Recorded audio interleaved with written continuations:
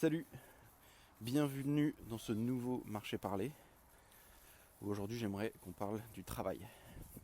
Et pas du travail comme on parle un peu d'habitude, pas de salaire, pas de réussite, pas d'orientation ni rien, mais juste de sorte de fatigue générale, ambiante, intergénérationnelle que les gens ont au travail. Parce que même quand tout va bien, c'est ça qui est dur, c'est que même quand tout va bien, on peut ressentir cet état. Parce qu'on vit dans une époque où quasiment une bonne grosse partie de la population travaille. Sérieusement, il n'y a pas de problème, les gens travaillent quoi. Pourtant, de plus en plus de personnes, même dans les jeunes générations, ça touche toutes les générations en tout cas, il y a plus en plus de personnes qui ont cette impression un peu floue de ok, je suis occupé, je vais au travail tous les matins, j'aime ou j'aime pas mon travail, c'est pas la question, mais je suis occupé, je fais mon travail, mais je sais que je fais un truc, mais je sais pas à quoi, je sais pas à quoi ça sert, je sais pas qu'est-ce que réellement ça m'apporte et qu'est-ce que ça apporte au monde. Donc c'est pas une crise de motivation, c'est pas de la flemme, c'est rien de tout ça. C'est un problème de sens.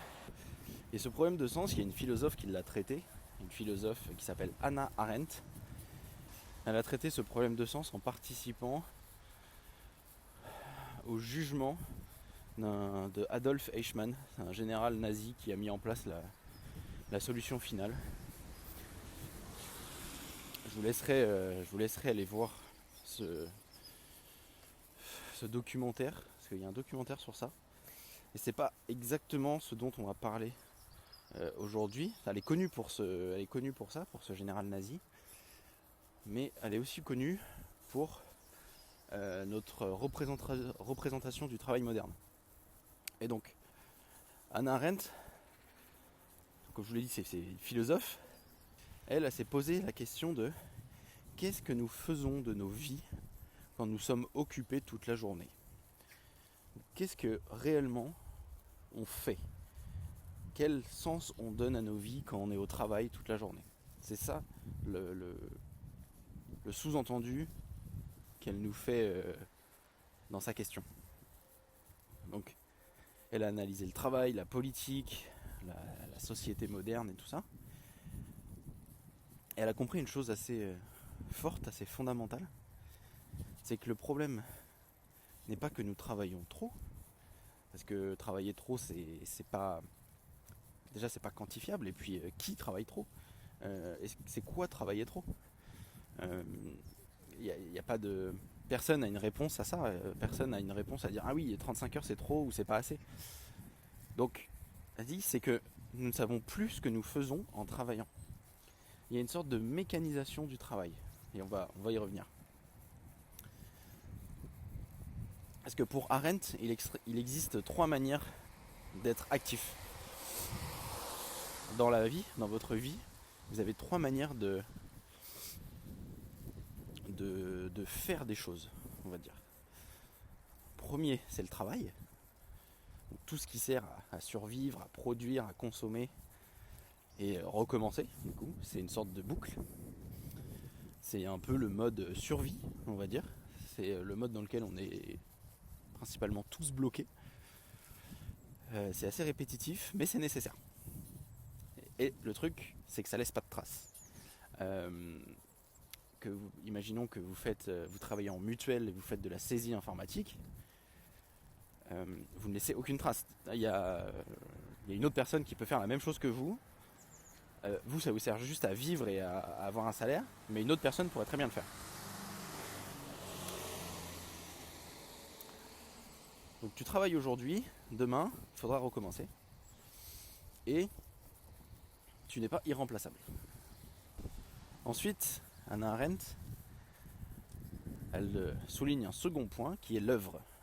Donc premier point, le travail. Le deuxième point, c'est l'œuvre. L'œuvre, c'est construire, fabriquer, créer quelque chose qui va durer dans le temps, qui va être reconnu.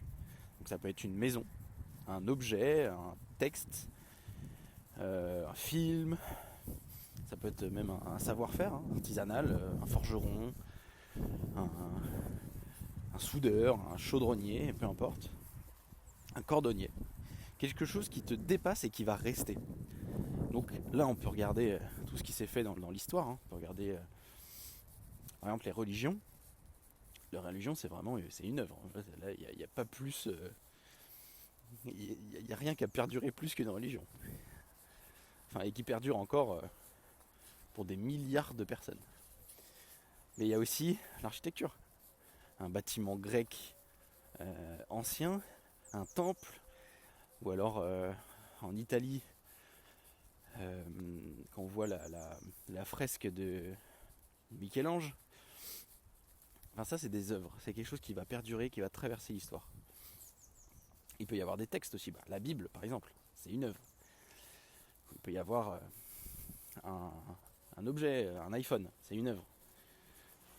Plusieurs choses comme ça. Donc le fait de faire quelque chose, de construire quelque chose, d'une œuvre, de quelque chose qui va vous perdurer, que vous allez pouvoir céder à des gens, qui va pouvoir même être exposé, j'en sais rien, que vous allez pouvoir léguer à vos petits-enfants.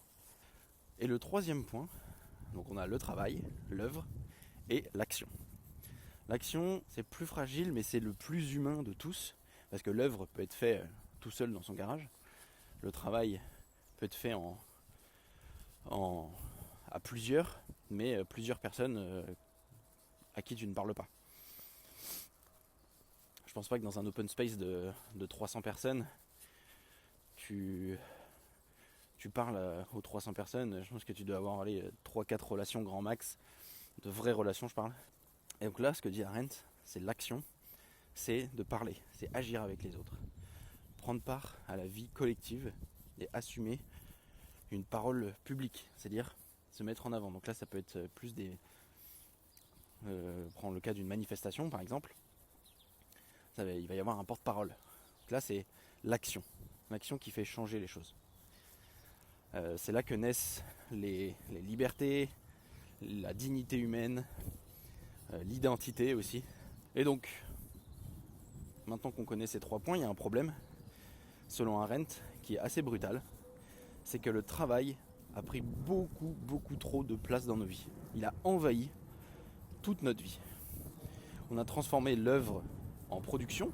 Donc, avant, on pouvait prendre notre temps pour faire les choses. Maintenant, il faut produire vite pour beaucoup de gens. On a transformé l'action en opinion. On a transformé l'humain en fonction. Transformé l'humain en ordinateur sur pattes un peu. Et donc les résultats de tout ça, c'est qu'on fait des tâches. Donc tous les jours, on va faire des petites tâches. Mais au final, nous, en tant que salariés, on ne bâtit pas d'œuvre. Le patron, lui, bâtit une œuvre. Parce qu'il a réussi à bâtir une entreprise, et une entreprise, c'est une œuvre. C'est quelque chose qui va perdurer. Alors, elle peut faire faillite, il peut y arriver plein de choses, elle peut fermer, elle peut prendre feu, tout ce qu'on veut. Mais ça reste une œuvre, quelque chose qui est plus grand que la personne, c'est quelque chose qui peut se transmettre, c'est quelque chose qui dépasse complètement le créateur. Et donc, quand on fait l'action, quand on est salarié, on bâtit l'œuvre de quelqu'un d'autre. Donc quand je dis salarié, c'est quand on est un pion dans un échiquier géant, dans un rouage. On peut très bien être salarié à faire une entreprise de 5 personnes et se sentir complètement pris dans l'action et dans la mission de l'entreprise. Et là, on se sent en train de bâtir quelque chose, de bâtir une œuvre. Et pourtant, on est salarié. Ça dépend aussi de l'échelle des missions, ça dépend de l'échelle de l'entreprise, ça dépend de plein de choses. Je ne dis pas que le salariat est forcément un petit pion sans importance. Mais en tout cas, tout ça, ça crée des résultats où on donne notre avis, mais on n'agit pas, et on est remplaçable. Tout le monde est remplaçable. Et donc ça crée une fatigue un peu particulière, une fatigue mentale.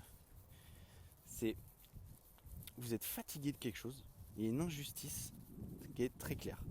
Mais vous n'avez pas d'ennemi très fort. Vous n'avez pas de... Comment on peut dire ça ? Vous n'allez pas être en colère contre quelqu'un. Vous savez que vous êtes fatigué, vous en avez marre, mais il n'y a pas cette haine du ras-le-bol contre l'entreprise ou contre un salarié, un patron, ce que vous voulez. Donc c'est un peu... C'est un peu... si on met pas le doigt dessus, ça fait un peu... je suis en fatigue mentale, mais sans raison particulière. Vous allez voir que c'est pas tout à fait le cas. Je vais vous prendre un exemple concret. Tu passes ta journée par exemple à répondre à des mails, remplir des tableaux, à faire des slides sur Google Slides, sur Canva, j'en sais rien. Ou alors tu passes ton temps à faire des allers-retours entre l'atelier, le bureau d'études, l'atelier, le bureau d'études, l'atelier, le bureau d'études. Ou alors tu passes ton temps à faire une toute petite pièce pour une énorme fusée. Certes, ça peut être valorisant, mais tu peux aussi te dire, mais ok, super, j'ai fait ça, mais le soir tu te sens vidé quand même. T'es incapable de dire que t'as réellement produit quelque chose. T'as pas ce sentiment de ah, j'ai fait, j'ai agi, j'ai été dans l'action, j'ai bâti quelque chose. Hannah Arendt, à ça, elle va répondre, tu n'es pas fatigué parce que tu travailles trop, quel que soit ton secteur d'activité, tu es fatigué parce que rien ne s'inscrit dans le monde. Rien de ce que tu fais ne s'inscrit dans une œuvre ou dans l'action. Tu es resté au stade 1 du travail. C'est-à-dire que tu deviens mécaniquement ce qu'on attend de toi. Tu fais une tâche. Voilà. Et tu cherches pas à comprendre plus. Donc forcément, ça peut créer une fatigue mentale quand tu cherches du sens. Et tu arrives à une phase où même le repos ne te repose plus parce que tout est optimisé, mesuré, comparé. On en revient à la vidéo que j'avais faite sur Épicure hier, où Épicure, lui, réfute toute optimisation, réfute toute chose qui te mettent dans un état mental de trouble, un état mental de comparaison, un état mental d'optimisation, parce que c'est culpabilisant. Enfin, ça peut être culpabilisant et ça te donne pas une sérénité cérébrale, mentale. Et donc là, on est dans le même cas, parce que tout est optimisé, tout est mesuré, tout est comparé. Donc ça crée forcément un poids. Donc ce que Arendt nous dit, c'est pas de quitter ton job et de dire allez ciao bye, je trouve pas de sens à mon travail, je m'en vais. Elle dit juste laisse pas le travail dévorer toute ta vie.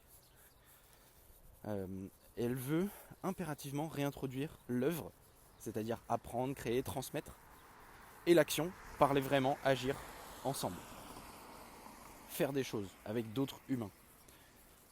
Parce qu'il y a une sorte de déshumanisation au travail où on fait les choses mécaniquement. Et donc sur les réseaux, aux États-Unis et en France, il y a des gens qui commencent à se dire,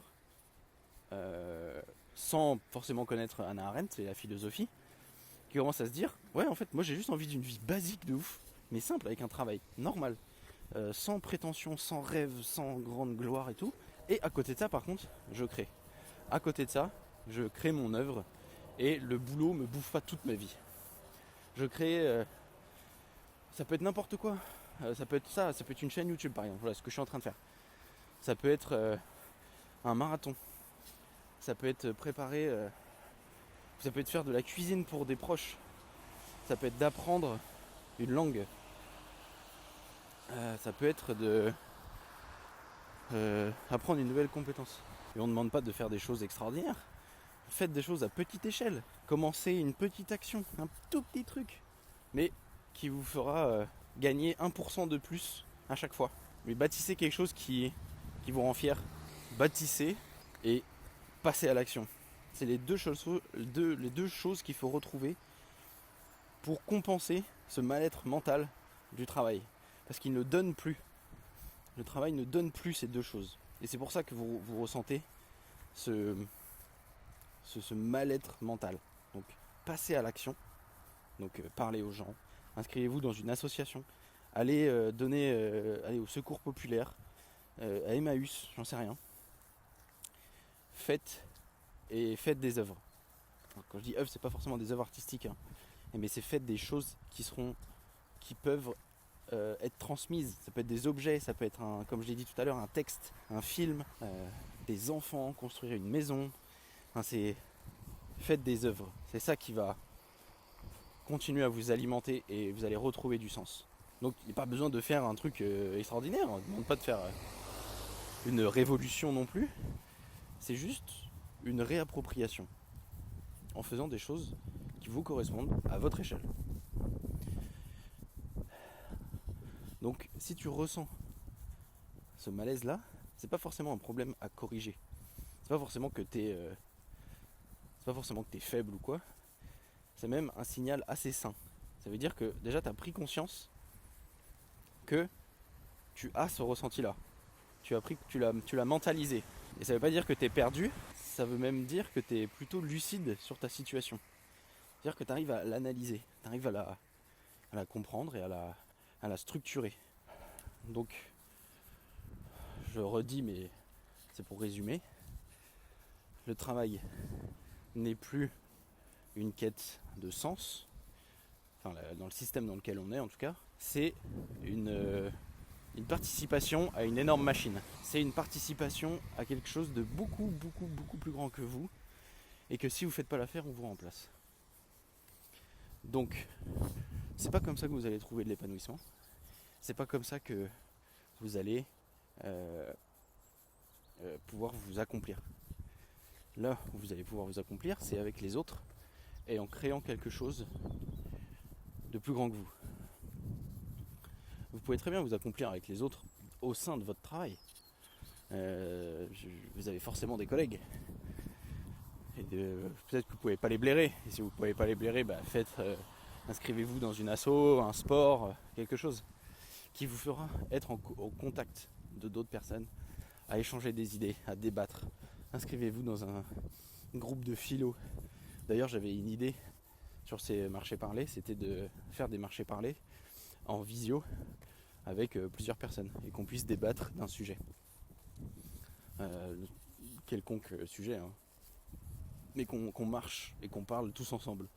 Qu'on soit tous aux quatre coins de la France ou aux quatre coins du monde et qu'on se fasse une petite rando philo. Ça peut être trop cool. Dites-moi ce que vous en pensez, ça peut être bien dans les commentaires. Dites-moi genre un gros oui ou un gros rando philo, trop bonne idée, ou pas du tout. Vraiment, arrête-toi là mec, ça pue du fiac. Donc je me perds un peu. On va recentrer en une phrase. On va dire que t'es pas né pour être utile, t'es né pour exister, agir et laisser une trace plus grande que toi. Et les gens qui font des enfants, c'est exactement ça. Il y a un sens à faire des enfants. Les gens ne font pas des enfants parce qu'on leur a demandé de faire des enfants. Ça marche pas. Tu fondes pas une famille parce qu'on te le demande. C'est parce que tu en as envie et parce que pour toi ça fait sens. Et là c'est la même chose. Sauf que le travail ne donne pas ça. Donc il faut compenser avec des actions autour. Des actions qui vont tourner autour du travail. Donc je vous dis pas encore une fois de quitter votre travail, hein, mais juste de compenser votre mal-être, enfin votre manque de sens avec ces différentes actions. Voilà. J'espère que cet épisode vous aura plu. Et puis bonne journée à vous. À la prochaine. Salut.